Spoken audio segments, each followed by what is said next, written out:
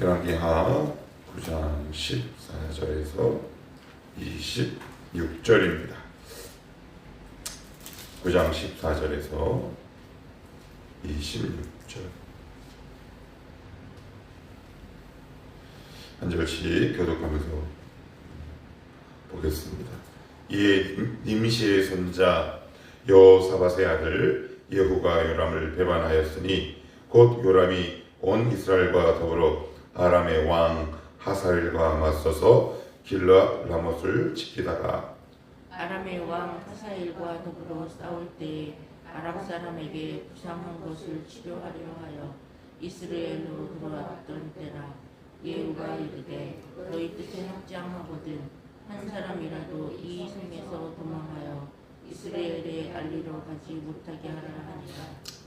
예후가 병거를 타고 이스라엘로 가니 요람 왕이 거기에 누워 있었음이라.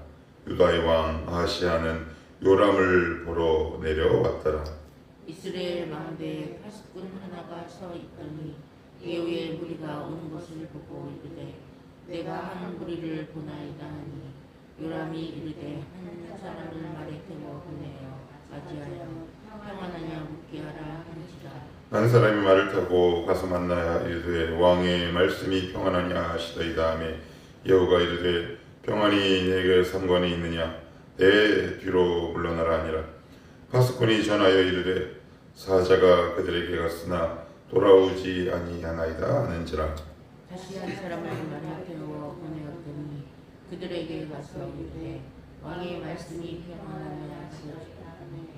예후가 이르되 평안이 내게 상관이 있느냐 내 뒤를 따르라 하더라. 파수꾼이 또 전하여 이르되 그도 그들에게까지 갔으나 돌아오지 아니하고 그 병거 모든 것이 님새 손자 예후가 문 것 같이 미치게 무나이다 하니 요람이 이르되 메우라 하매 그의 병거를 메운지라.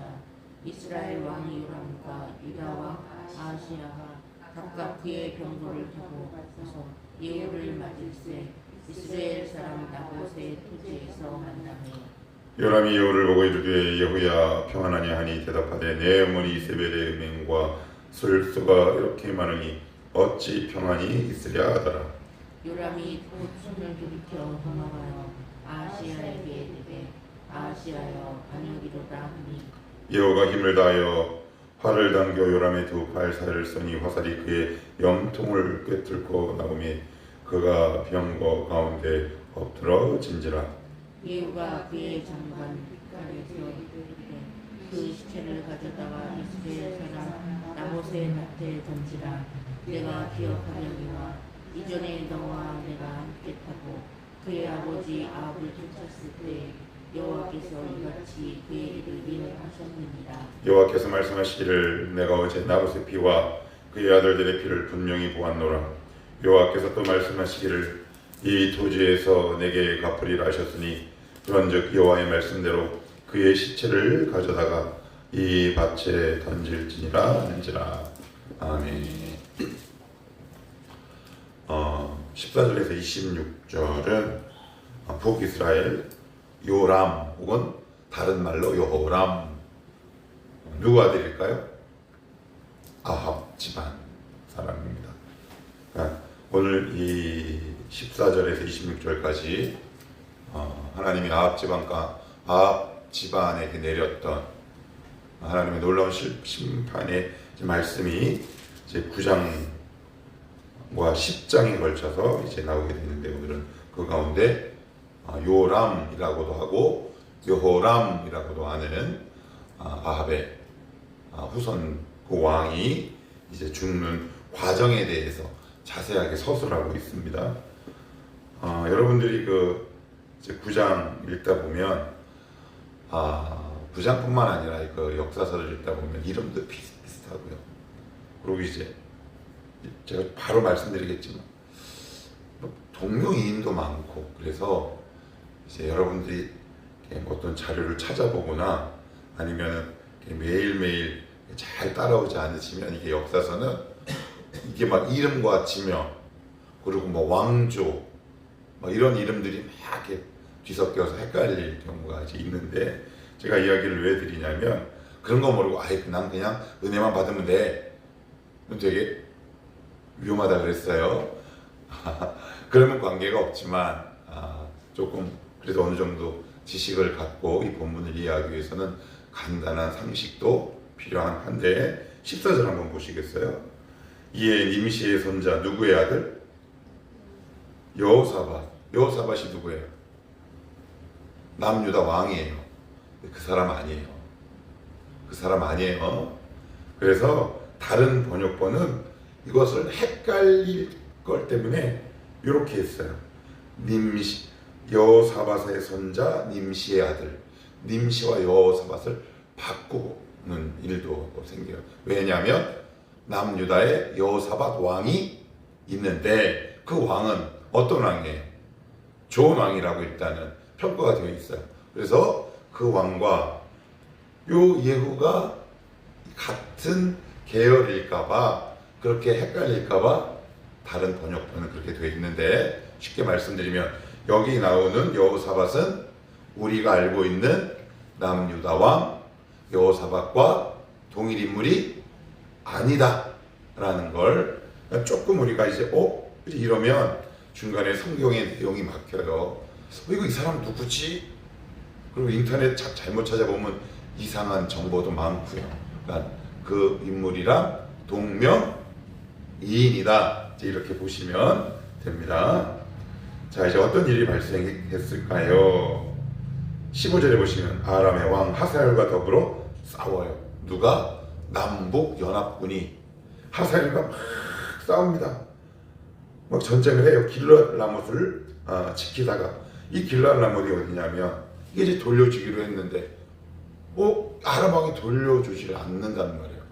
그러니까 우리 같은 형제잖아요. 그죠? 예, 비록 남북 우리 북한과 형제잖아요. 같은 민족이잖아요. 야, 우리 식으로 얘기하면 김정은 우리 저 중국 확 때려줄까? 이런 정도로 이해하시면 돼요. 그러니까 이 세 개국 사이에 전투가 되게 치열했던 그 상황 가운데서 일어난 거다. 그러니까 이제 전투를 하다 보면 부상을 입잖아요.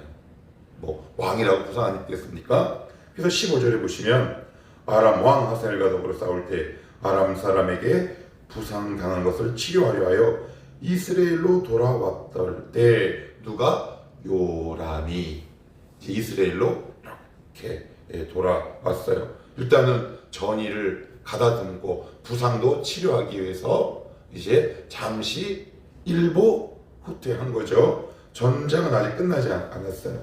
자, 그랬더니 그것을 알고 예후가 이르되 너희 뜻에 합당하거든 한 사람이라도 이 성에서 도망하여 이스라엘에 알리러 가지 못하게 하니라.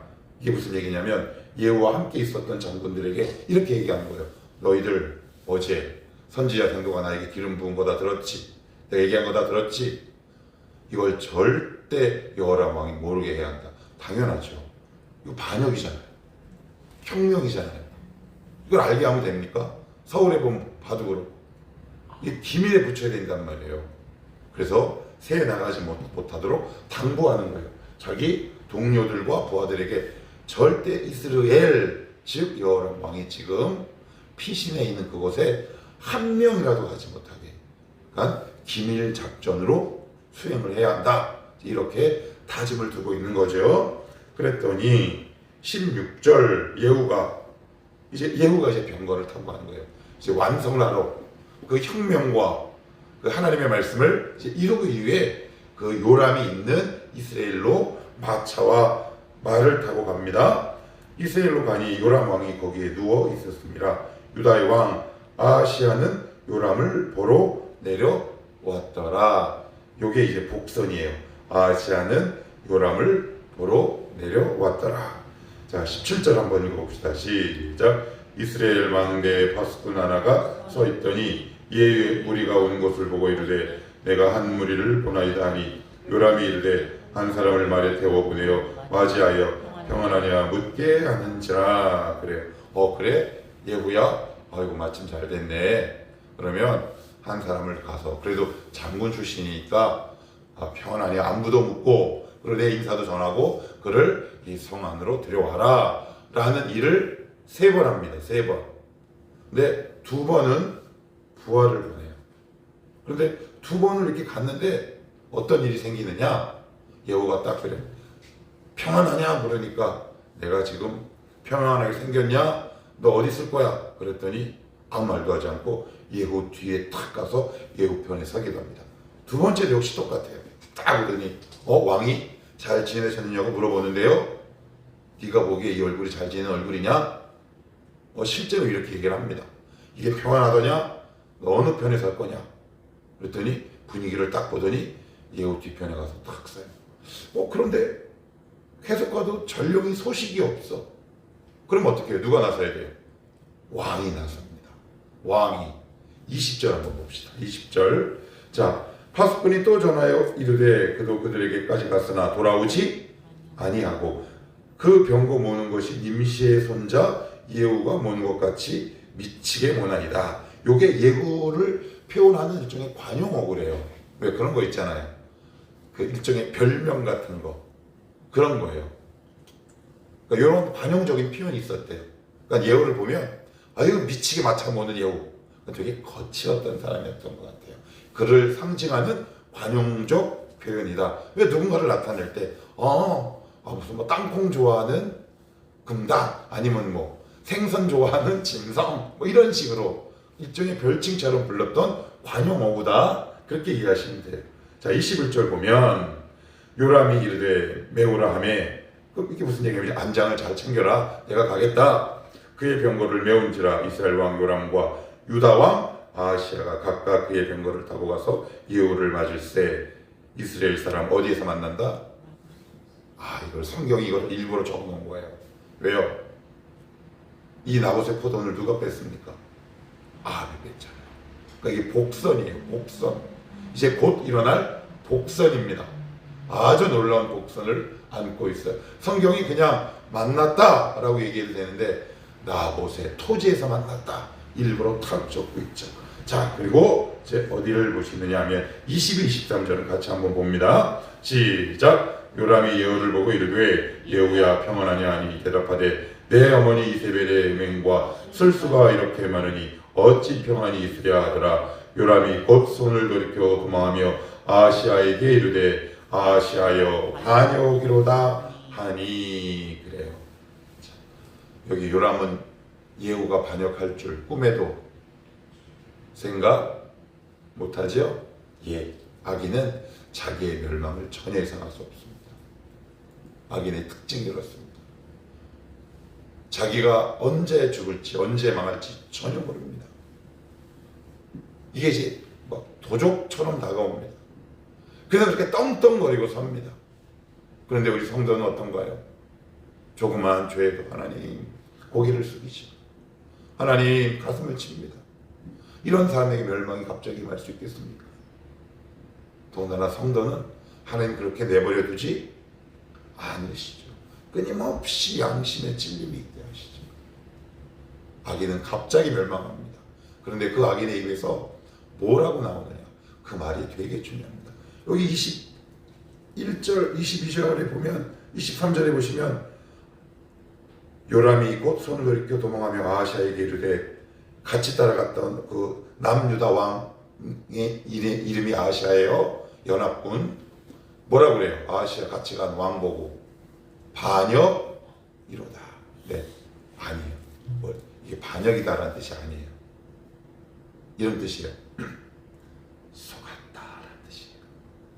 속았다. 누구에게 속아요? 예후에게 속았다. 악인의 특징이 뭔지 아세요? 끊임없이 누가 나를 속였다 그래요. 먼저 예를 한번 들어볼게요. 성도도요, 주님과의 관계가 탁 끊어져 버리잖아요. 뭐라고 하나님을 얘기한 줄 알아요? 나 하나님 여태 믿었는데 속았어. 이렇게 얘기해요.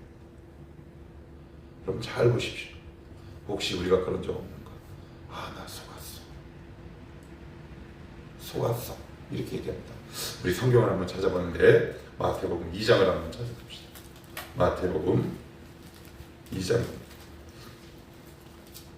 13절입니다. 마태복음 2장 13절입니다. 13절에서 16절까지입니다. 자, 같이 한번 읽어봅시다. 시작. 그들이 떠난 후에 주의 사자가 요셉에게 현몽하여 이르되 헤롯이 아기를 찾아 죽이려 하니 일어나 아기와 그의 어머니를 데리고 애굽으로 피하여 내가 내게 이르기까지 거기 있으라 하니 요셉이 일어나서 밤에 아기와 그의 어머니를 데리고 애굽으로 떠나가 헤롯이 죽기까지 거기 있었으니 이는 주께서 선지자를 통하여 말씀하신 바 애굽으로부터 내 아들을 불렀다 함을 이루려 하심이라. 이에 헤롯이 박사들에게 속은 줄 알고. 이게 무슨 얘기냐? 헤롯이 박사들에게 이렇게 얘기해요. 만나면 예수 만나면 나한테 알려줘. 내가 경배하려고 해. 근데 이 말이 진짜입니까? 거짓말입니까? 진실입니까? 속임입니까? 누가 먼저 속였나요? 헤롯이 먼저 속였어요. 그랬더니 그 사실을 알고 하나님이 천사들을 보내 박사들을 헤롯에게 보내지 않지요.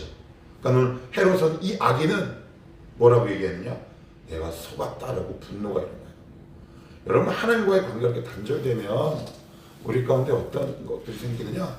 이런 앙심이 생겨요. 아, 나 속았어.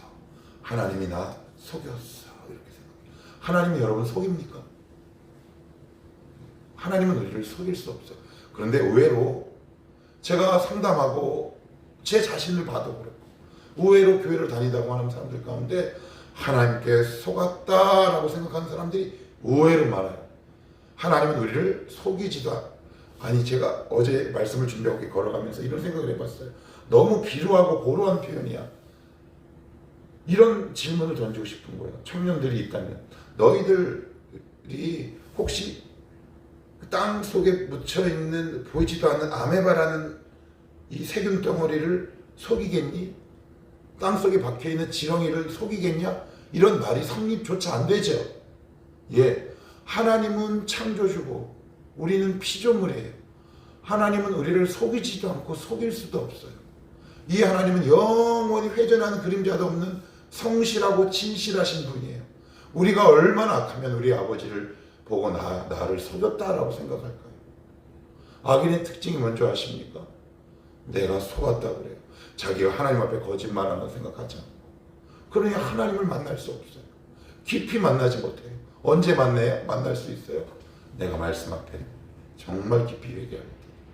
우리 안에 이런 생각이 얼마나 많이 있는지 몰라요. 저의 삶의 과거를 이렇게 쭉 역으로 추적해 보면 제가 주님과의 관계가 이렇게 멀어졌을 때 여지없어요. 제 마음속에 하나님 나를 속였어. 근데 되게 웃겨요. 하나님 하신 게 아무것도 없거든요. 오히려 저에게 은혜 주셨거든요. 그런데 이상하게 우리 마음에는 이게 죄의 뿌리가 얼마나 깊고 놀라운지 하나님을 보고 나를 속인 존재. 이렇게 제가 하나님을 향해 화살을 던지고 있더라고요. 여호람은 속았다. 원래 원어의 의미는 속았어요. 아니요. 자기가 속였어요. 죄를 지은. 여러분, 죄를 반복해서 지으면 어떤 거냐면 야고보서에 이런 말씀이 있어요. 죄를 짓는 건 자기 기만이에요. 왜 네 자신을 속이느냐라는 표현이 나오거든요. 이게 무슨 얘기예요? 진실의 눈이 자꾸 가려져요. 죄를 반복하면. 그래서 하나님에 대한 왜곡되고 잘못된 이미지가 우리 가운데 이렇게 쌓이게 되거든요. 누가 누구를 속인 겁니까? 자기가 자기를 속인 겁니다. 예후가 속인 것도 아닙니다. 자기의 죄 때문에 자기의 눈이 멀어져 버린 겁니다. 하나님은 절대 그 누구도 속이지도 않고 속임을 받지도 않습니다. 꼭 기억하십시다. 하나님은 그 누구도 속이지 않습니다. 악인의 특징 두 가지 말씀을 드렸어요. 자신의 멸망을 절대 알지 못한다. 그리고 누군가가 나를 속였다라고 생각합니다. 하나님이 나를 속였다. 그런데 나를 속인 건 나의 죄다. 내가 나를 속인 것이다. 이것을 조금 어려운 말로 자기 기만, 이렇게 성경은 증언을 합니다. 다시 열왕기하로 돌아가 하나만 더 보시면 25절 이것만 보고 마칠게요. 시작. 여호가 그의 장관 빗길에게 이르되 그 수채를 가져다가 이스라엘 사람 나봇의 밭에 던지라. 아까 제가 복선이라고 그랬잖아요. 나봇의 토지에서 만나고 나봇의 포도원에 그 아합의 후손 그 요람의 왕의 시신을 던져버리죠. 이게 무슨 얘기일까요? 하나님이 반드시 그 원한과 원수를 갚습니다. 갚아요. 그래서 우리 성도들이 특별히 유의해야 할 것, 시편 37편 1절에서 4절 말씀을 보면 이런 말씀이 있어요. 너희가 행악하는 자들로 인하여 불평하지 말지어다. 그들이 잘 먹고 잘 살 때 불평하지 말지어다. 너는 오히려 나를 보고 그의 성실을 식물로 삼아 너희가 그 앞에 선한 일을 행하며 살아가라. 한번 마지막으로 찾아보고 읽고 오늘 말씀을 마칠게요. 시편 37편 한번 찾아봅시다.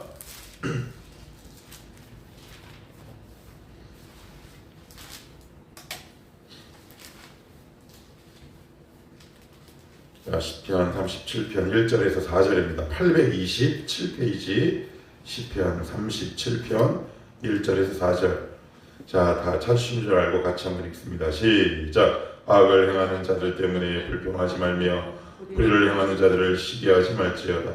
그들은 불과 같이 속히 배임을 당할 것이며 푸른 채소같이 쇠잔할 것이미로다. 여호와를 의뢰하고 선을 행하라. 땅에 머무는 동안 그의 성실을 먹을거리로 삼을지어다. 또 여호와를 기뻐하라.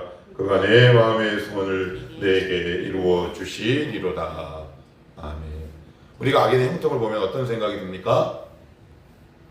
청년들 여러분들 시티사에 나가보십시오. 아, 쟤는 너무 잘 먹고 잘 살죠. 그들의 방법과 가치를 너무 부러워해요. 그 말은 뭐예요? 하나님의 불평이 생겨요. 그런데 그들이 말로가 어떻게 됐나요? 이세벨은 시체를 개가 먹고 여호람은 포도원에 던져져요. 아합도 비참하게 죽잖아요. 악인의 형통을 절대 부러워하지 마셔야 돼요. 왜 그런 생각이 왜 들지 않겠습니까? 우리도 사람인데 이런 생각 들죠. 근데 성경은 그것에 대해서 되게 중하게 경고하고 꾸짖고 있어요. 악인의 형통, 악인의 가치, 악인의 경제관, 악인의 시선, 그 모든 것들을 부러워하지 말거나 그를 따라하지 말 것을 성경은 계속 경고하고 있어. 왜요? 결국 그의 말로는 나봇의 포도원의 그 시신이 던져지는 최후를 맞이하게 될 것이기 때문에 하나님은 반드시 치게 하십니다. 반드시 응징하세요. 여러분 꼭 기억하셔야 돼요. 하나님은 반드시 심판하십니다. 그러니 내가 부러워하는 누군가가 나보다 훨씬 잘 먹고 잘 살아. 떵떵거려. 그런데 그것이 불의한 방법으로 취득한 재산이라면 아예 발길을 뚝 끊으시기를 성경은 이야기하고 있다. 어떻게 살라? 그의 성실을 직물로 삼아라. 그를 기뻐하라. 하나님이 너희의 삶을 어련히 책임지시 않겠냐라고 시편은 말씀하고 있습니다. 그래서 오늘 이 말씀 확 붙들고 하나님, 제가 악인의 그 영화와 영광에 잠시 눈을 빼앗겼습니다. 그를 부러워할 것이 아니라 불쌍히 여겨야 되겠죠. 하나님, 이 마음으로 살게 하옵소서. 이렇게 기도하며 살 수 있기를 축복합니다. 기도합시다. 하나님,